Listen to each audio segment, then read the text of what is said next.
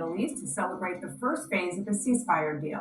Will he be able to achieve something that eluded so many of his predecessors? Well, here with me now is former National Security Advisor to President Biden, Jake Sullivan. Thank you so much for being here. You were National Security Advisor on October 7, 2023, when Hamas brutally attacked Israel.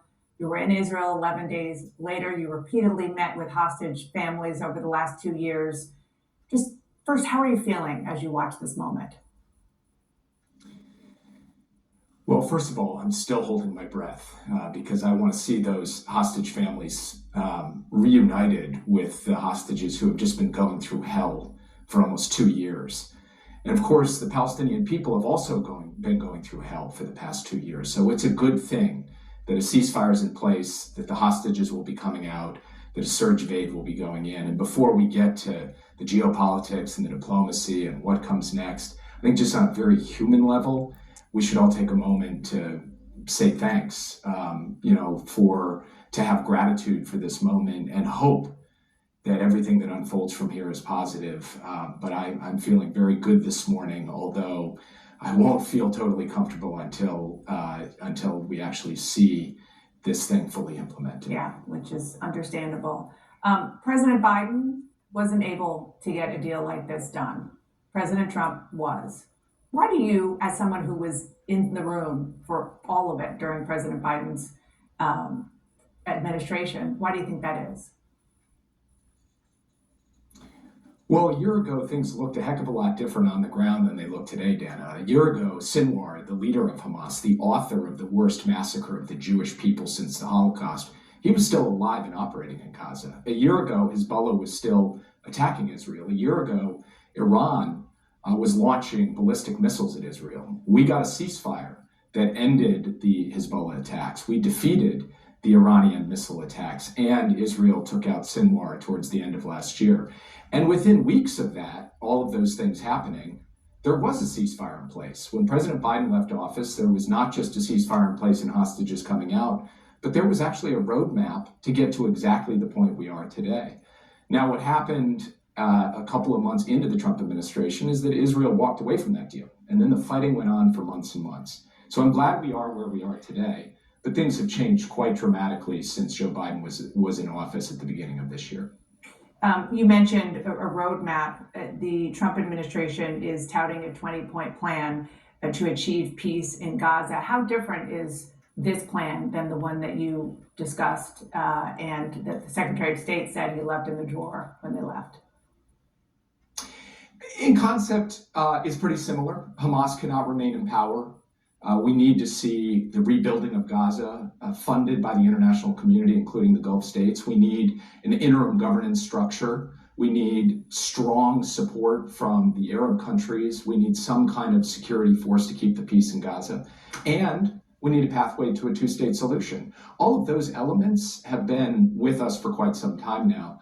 I think one of the things that's changed, obviously, is all those circumstances I've just described. And the other is that the Arab states are stepping up, I think, in a considerable way. And it's a good thing to see that happen. And I hope that they follow it through. This plan calls for Hamas disarmament. That's kind of the sixth step. You have been at the negotiating table, not with Hamas per se, but with people in and around who are speaking for Hamas.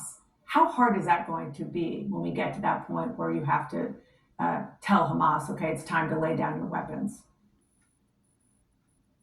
Well, it's tough on two levels. It's tough on a political level to get a formal agreement from Hamas. Yes, we'll totally disarm. And even if you were able to get that, it's really hard on a practical level. There are a lot of guys with guns in Gaza who call themselves Hamas or call themselves something else. And getting every one of those guys to give up their guns, I think, will be obviously quite challenging. But I think that Israel can ensure its own security with support from the rest of the world, even if you haven't gotten every last gun out of Gaza. So I think we have to be practical about the steps ahead. And there will be difficult days here, Dana. Don't get me wrong. I mean, this could, at some point, founder on many of the same challenges and steps that it's founded on over the course of decades past. The most important thing is to get this first step done, get the hostages out, get the aid in, keep a ceasefire in place, and then have the time and space to try to work through these incredibly challenging issues, which have no easy resolution, and if they did, it would have been resolved long ago. Just going back to Prime Minister Netanyahu, you mentioned that the battlefield, so to speak, is much different now than it was a year ago, and that is true. A lot of what you listed was a lot of what the Israelis got criticism for being aggressive and going into Gaza, for being aggressive elsewhere, including inside Iran. Do you think that some of the criticism perhaps is less warranted now, or do you think that just the reality, in all candor, that President Trump is a different interlocutor with Netanyahu than President Biden or even some of their predecessors were? That President Trump just has a different kind of relationship with Netanyahu. Look, what I think is that conflicts unfold through time and circumstance. As I said before, there was a ceasefire in place in January. That ceasefire was a first phase. It was several weeks with the determination that both sides would agree to essentially what's been agreed to today. So we could have had this in March, but that didn't happen. In April and May and June, July, August, September, it didn't happen. So the question is why? It's because Israel felt for some reason it had to continue. President Trump felt for some reason it could continue.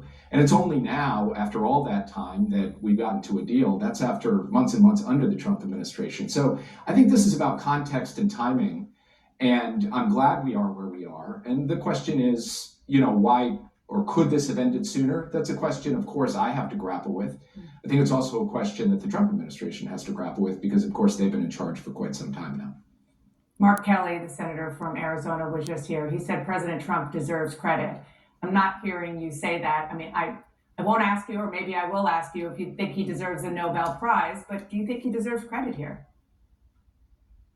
Of course he does. And I give credit to President Trump. I give credit to Witkoff and Kushner and Rubio. These are hard jobs. The president of the United States is the hardest job in the world. And these other jobs, including the job I occupied, are tremendously difficult. And to get to something like today takes a village, and it takes determination and really hard work. And so I, without question, offer credit for that. Now the question is, can we make sure this sticks as we go forward? And, I hope and will support every effort to make sure that that happens, including the critical point, Dana, that ultimately there will be no long-term solution to this situation if there is not a credible pathway to a Palestinian state. And I hope the administration will stick by that. Jake Sullivan, thank you so much for being here. I appreciate it.